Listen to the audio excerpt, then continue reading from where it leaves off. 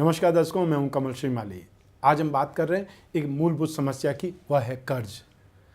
कई बार ना चाहते हुए कर्ज लेना पड़ता है, तो कई बार कर्ज के बिना गुजारा ही नहीं होता है।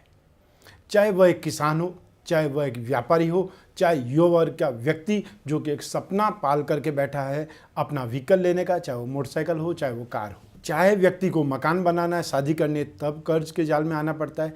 और कर्ज चाहे वो बैंक से लिया जाए, चाहे किसी रिश्तेदारों से लिया जाए, चाहे अपने मित्रों से लिया जाए, व्यक्ति कर्ज सोच समझ करके ले तो भी चुकाना पड़ेगा, और ना सोच समझ के ले, अनजाने में ले, तब भी उसे चुकाना ही पड़ेगा। तो जब व्यक्ति का सिक्स्थ हाउस बलवान हो जाएगा, उस स्थिति में व्यक्ति को आसानी से कर्ज मिल भी जाएगा। अन्यथा व्यक्ति कितना भी चाहे, कितना भी प्रयास करे, व्यक्ति बैंकों में लोन की एप्लीकेशन दे दे करके थक जाते हैं, लेकिन उन्हें लोन नहीं मिलता। लेकिन कई ऐसे व्यापारी होते हैं जो इजीली लोन एक्वायर कर लेते हैं, मतलब उनको लोन मिल जाता है। आज मैं एक ऐसे व्यक्ति की कुंडली आपको उदाहरण के रूप में दिखाना चाहता हूं, जिसने कर्ज ले करके खुद को बर्बादी की कगार तक पहुंचा दिया और इस हद तक डिप्रेशन में आकर के घर बार छोड़ करके चला गया। तो कर्ज क्या उसने संतान से, क्या अपनी पत्नी को, क्या अपने माता पिता को पूछ करके लिया था? यदि पूछ करके ये काम नहीं किया था, तो क्या उन सबसे पूछ करके वो घर छोड़ करके चला गया? क्यों ऐसी परिस्थिति उत्पन्न होने दें, और क्यों अपने माता पिता को, अपनी संतान को, अपनी पत्नी को मझधार में छोड़ करके सिर्फ और सिर्फ अपने कुछ गलत निर्णयों से उन सबको संकट में डाल दें? अब देखिए, इस कुंडली में सिक्स्थ हाउस में शनि सबसे ज़्यादा बलवान है, और यूँ कहा भी जाता है कि third house, sixth house, 11th house में जो पापी ग्रह होते हैं, जो गर्म ग्रह होते हैं, वो हमेशा बलवान होते हैं। लेकिन इस समय शनि की दशा चल रही है, और शनि कुंडली में 5th हाउस और 6th हाउस दोनों का मालिक है। जब कुंडली में शनि 6th हाउस का मालिक है और शनि की मूल त्रिकोण राशि ही 6th हाउस में है, ऐसी परिस्थिति में इस व्यक्ति को जब से शनि की दशा स्टार्ट हुई, इसको कर्ज आसानी से मिलने लग गया। बैंकों की बात करें, व्यापार की बात करें, बाजार की बात करें, या मित्रों की बात करें, जहाँ जहाँ भी इसने हाथ फैलाया, जहाँ जहाँ भी इसने अपनी रिक्वायरमेंट बताई, इसको कर्ज मिलता चला गया। लेकिन जो ही इस व्यक्ति को 2011 की नवंबर से, अर्थात जो ही शनि की सरस्वती स्टार्ट होती है, इस व्यक्ति ने वह पैसा शेयर बाजार में, सट्टे में लगाना स्टार्ट कर दिया। आज सिर्फ और सब 3.5 साल हुए हैं, और 3.5 सालों में इस व्यक्ति ने लगभग 5 से 6 करोड़ रुपए का कर्ज लेकर के उसको बाजार में खपा दिया, अतः सट्टे में और शेयर बाजार में पूरा समेट दिया। जिस व्यक्ति ने कर्ज दिया, जिस बैंक ने कर्ज दिया, जिन मित्रों ने कर्ज दिया है, वो वापस कर्ज का तकादा करेंगे, और इन परिस्थितियों से घबरा करके, दुखी होकर के इस व्यक्ति ने अपने व्यापार को, अपने घर को, दोनों को छोड़ दिया। और आज ये व्यक्ति कहाँ है, इनके घर वालों को भी नहीं मालूम है। अब देखिए, जिसको राशि बोलते हैं, ठीक, राशिपति चंद्रमा है, चंद्रमा कुंडली में नीच राशि का, सूर्य जो कि 12th हाउस का लॉर्ड है, 12th हाउस से आप सबकॉन्शियस माइंड बोला जाता है, 12th हाउस से आप कोई भी सुख सुविधाओं को भोगने का कारण बोलते हैं। 12th हाउस अपमान, अपयश, कोर्ट कचहरी, वाद विवाद, रोग, एक्सीडेंट, मृत्यु, इन सब का कारक होता है। वह कुंडली में नीच राशि का है, 2nd हाउस पर।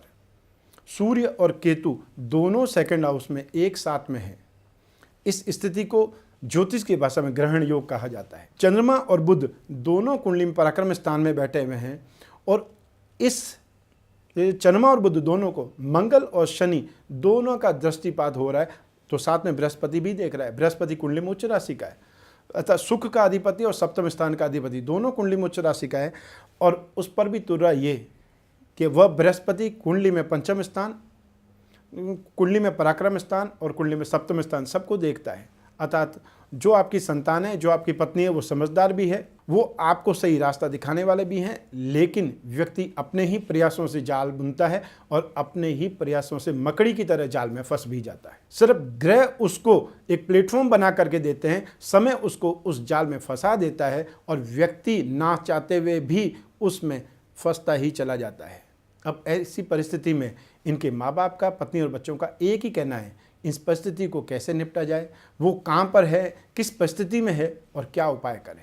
अब उपाय के नाम पर यहाँ सबसे पहले जो उपाय आएगा वह है चंद्रमा का उपाय, और 2nd उपाय है, वह उपाय है उस व्यक्ति को जहाँ कहीं भी हो, अगर संपर्क में आता है और ये समझदार है, बात मानता है, तब उस व्यक्ति को शनि और चंद्रमा 2 चीज़ों को मजबूत करने का उपाय करना चाहिए।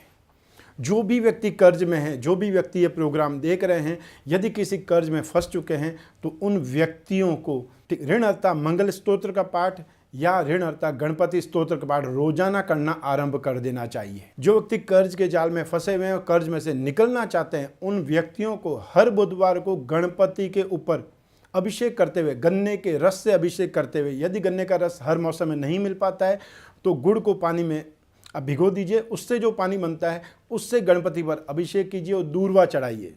बहुत छोटा सा मंत्र है गणपति का, ओम गंग गणपते नमः, उसका जाप करते हुए उस पर अभिषेक कीजिए। जिनको संस्कृत आती है वो गणपति अथर्वशीष का पाठ करें या ऋणहर्ता गणपति स्तोत्र का पाठ करें। और बहुत से उपाय हो सकते हैं वो जो कुंडली पर निर्भर करते हैं। हर व्यक्ति की कुंडली अलग अलग होती है, हर व्यक्ति का समय अलग होता है, उसकी दशा अलग होती है और उसके वर्षफल में योगों का जो ढंग होता है वो अलग होता है। इसीलिए मैं बार बार कहता हूं कि आपका वर्षफल आपको आने वाले वर्ष की पहले से सूचना दे देता है कि वो वर्ष आपका कैसा रहेगा। लेकिन जो ज्योतिष को मानते हैं, ज्योतिष में आस्था रखते हैं, ज्योतिष में विश्वास रखते हैं, उन व्यक्तियों को जरूर अपनी जन्म कुंडली तो प्रॉपर ढंग से बनवानी चाहिए और हर वर्ष अपने जन्म दिवस से पहले वर्षफल जरूर उनको बनवा करके देख लेना चाहिए। ये कतई जरूरी नहीं है कि वो जन्मपत्री मैं ही बनाऊं, ये कतई जरूरी नहीं कि वो वर्षफल भी मैं ही बनाऊं। जहां आपके पास में स्थान है, जहां आपके पास में योग्य विद्वान है, जो भी है उनसे आप सलाह मशविरा जरूर करें, लेकिन अपने आप को ज्योतिषी को सौंपे नहीं। 100% वो ही सही है, वो ही आपकी नाव पार लगा देगा, ये सही नहीं है। आपका कर्म ही आपको भाग्य की निशानी के रूप में मिलेगा। आप कर्म करेंगे उसका फल आपको अवश्य मिलेगा और कर्म ही सबसे ज़्यादा सही ढंग से करने के लिए ज्योतिष की सहायता ली जा सकती है। तो दर्शकों, यदि आप कर्ज लेना चाहते हैं, अतः छोटा मोटा कर्ज की बात नहीं कर रहा हूँ, कोई बड़ा व्यवसाय करना चाहते हैं, कोई बड़ा कर्ज लेना चाहते हैं, तो एक बार अपनी कुंडली सही ढंग से चेक करवा लीजिए, सही ढंग से दिखवा लीजिए कि आप वापस कर्ज चुका भी पाएंगे या नहीं, या कर्ज लेकर के कितना समय आपको कर्ज में रहने का योग है ये देख लीजिए, ताकि आने वाला समय आपके लिए शुभ हो, आपके लिए उन्नति और प्रगति का हो, ताकि आप अपने आप को और ऊंचाई पर ले जा सकें, अपनी संतान, अपनी पत्नी, अपने माँ बाप, उनको एक अच्छी ज़िंदगी दे पाएँ। हमारा मकसद सिर्फ और सिर्फ इतना ही है। स्वस्थ रहिए, प्रसन्न रहिए, अपना ख्याल रखिए। नमस्कार।